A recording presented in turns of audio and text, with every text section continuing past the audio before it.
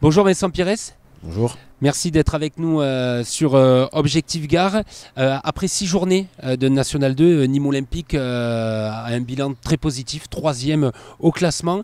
Est-ce que toi aussi tu es surpris d'un tel démarrage? Ouais, surpris, agréablement surpris.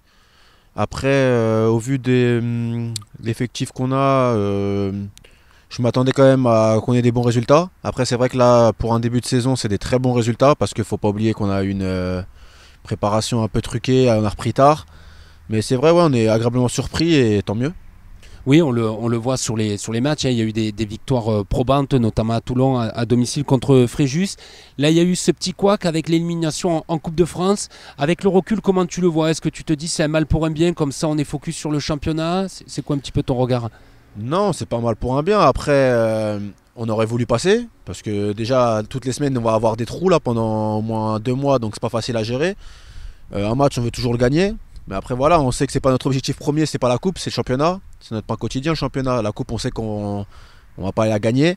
Mais c'est vrai que pour les supporters, pour nous, pour les jeunes, pour même donner du temps de jeu à tout le monde, ça aurait été mieux de passer. Maintenant, voilà, on a été éliminé, on va pas refaire le match, mais ça reste quand même une petite déception. Toi, le championnat national 2, tu le connais bien, tu connais aussi le national, tu as de l'expérience, tu fais partie des joueurs les plus expérimentés à 29 ans de ce groupe.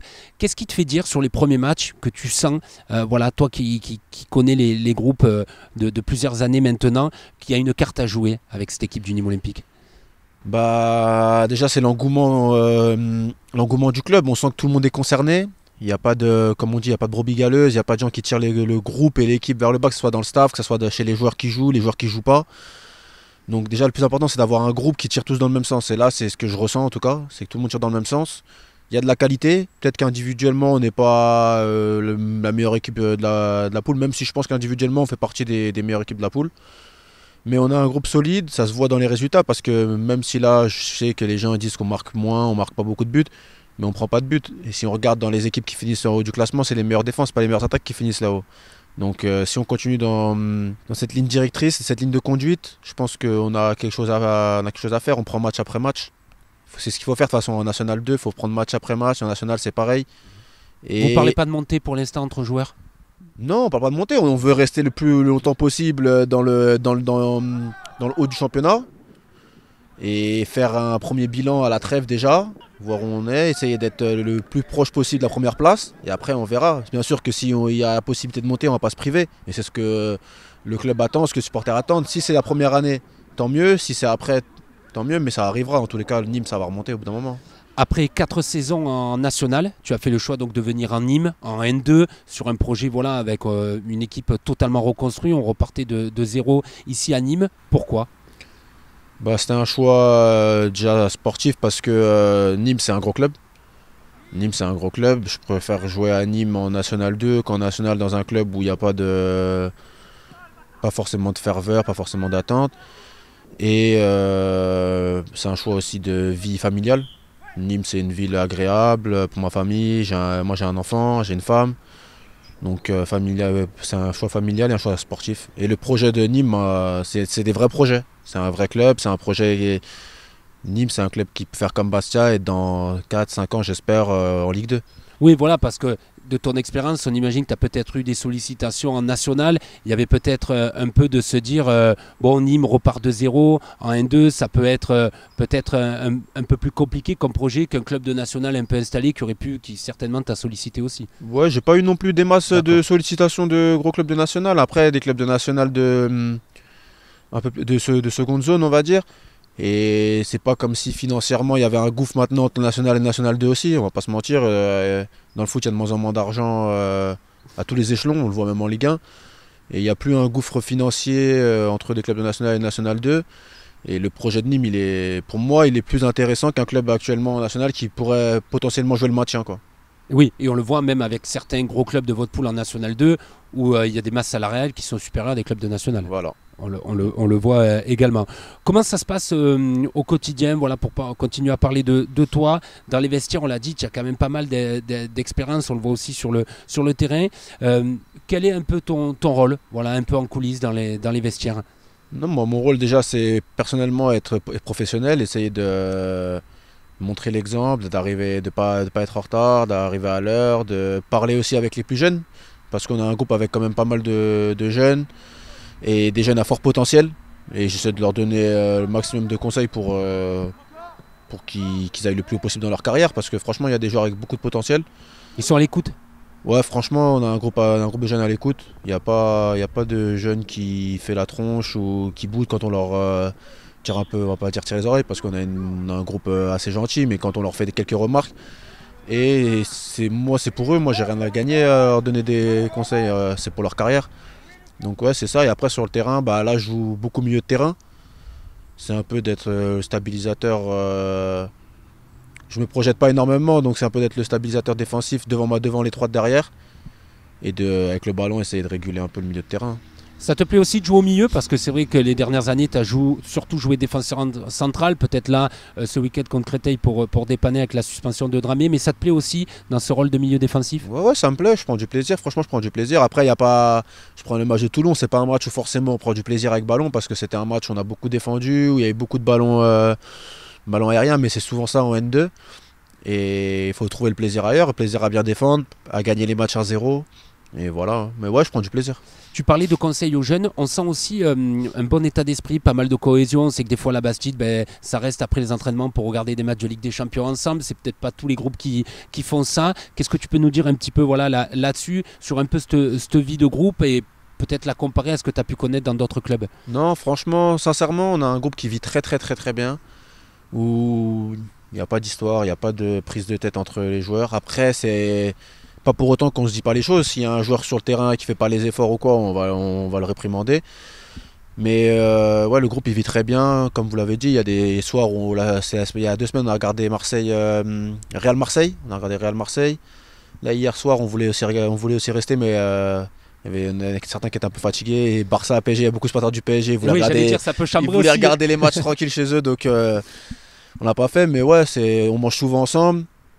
Et après, il y a beaucoup comme je dis, il y a beaucoup de jeunes, donc c'est pas forcément des joueurs qui sont avec leurs femmes ou qui ont des petites copines. Donc le soir, ils peuvent se retrouver, on peut se retrouver, aller manger ou même regarder des matchs, faire des activités, quoi. Et oui, toi supporter du PSG aussi ou... Non, moi, Bayern Munich, moi. Ah, Bayern de Ouais, Munich, moi, d'accord. Bayern Pourquoi Munich, depuis que je suis petit, Bayern Munich et D'accord. l'Allemagne, ça c'est mes D'accord, équipes. ok. Bon, tu dois être le seul supporter Ouais, je du suis le Bayern. seul, ouais, je suis le seul. Au niveau de ton caractère, est-ce que voilà, on a peut-être le sentiment que tu es plutôt un peu réservé? Est-ce que c'est le cas? Comment tu te définirais? Ouais, moi je suis quelqu'un je suis calme, je suis tranquille, je suis dans mon coin. Après dans les vestiaires, j'aime bien parler avec tout le monde, essayer de connaître les gens, que ce soit des anciens ou même des plus jeunes, essayer de connaître les gens, leur histoire, parce que j'aime bien échanger, pas que sur le foot, hein, mais sur un peu tout, savoir déjà si les gens ils vont bien dans leur vie, s'ils n'ont pas de problème. Mais ouais, sinon je suis quelqu'un, je suis tranquille, je T'aimes suis très bien calme. ces discussions, voilà, un peu hors foot, parler un peu de la vie de famille, Ouais, un j'aime peu bien de de tout ça. tout, de parler de la vie de famille. J'aime bien parler aussi de la vie future. Par exemple, Clément, je sais que lui, il se projette beaucoup. Il a créé sa marque, savoir comment ça se passe, comment il avait eu l'idée.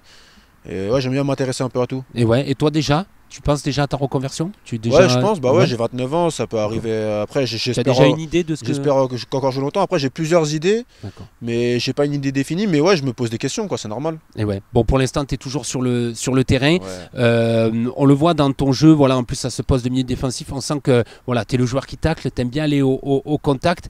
À Nîmes, c'est le genre de profil aussi qu'on aime bien, Ouais, je ne sais je pas sais. si on t'en a parlé, mais voilà, tu sens que aussi ça plaît ce style de joueur ici. Ouais, je sais, j'ai remarqué. Ça me fait penser un peu, le club de Nîmes me fait penser un peu à ce que j'ai connu à Sedan, où les gens de la ville sont très très attachés au club.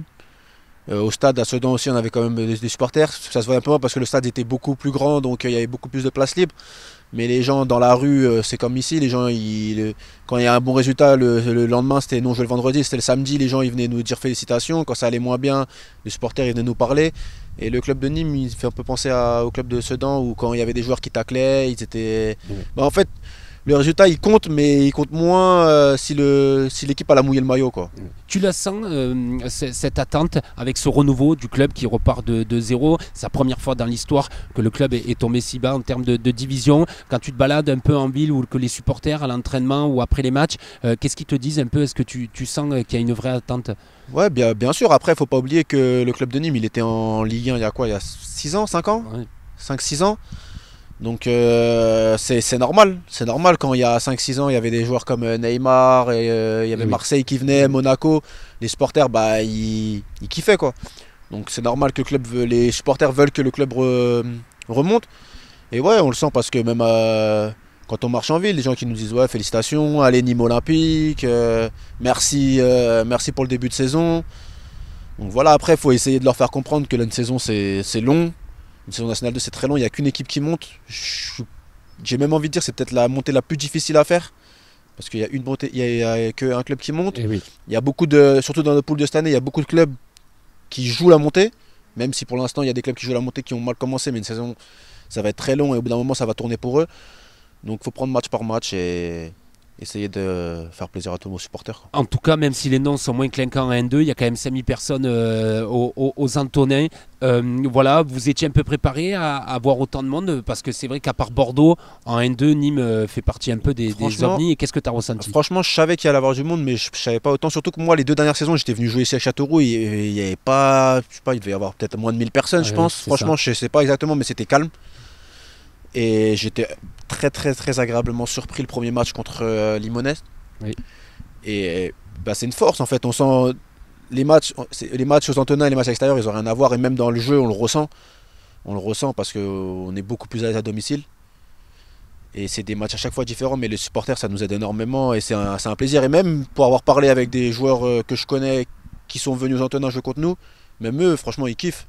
Ils kiffent parce que ça se rapproche du monde professionnel, quoi. Est-ce que tu dirais presque sur ton but de la tête, le premier contre Fréjus, voilà, ces 2 corners qui s'enchaînent, d'un coup l'ambiance monte entre les 2 corners.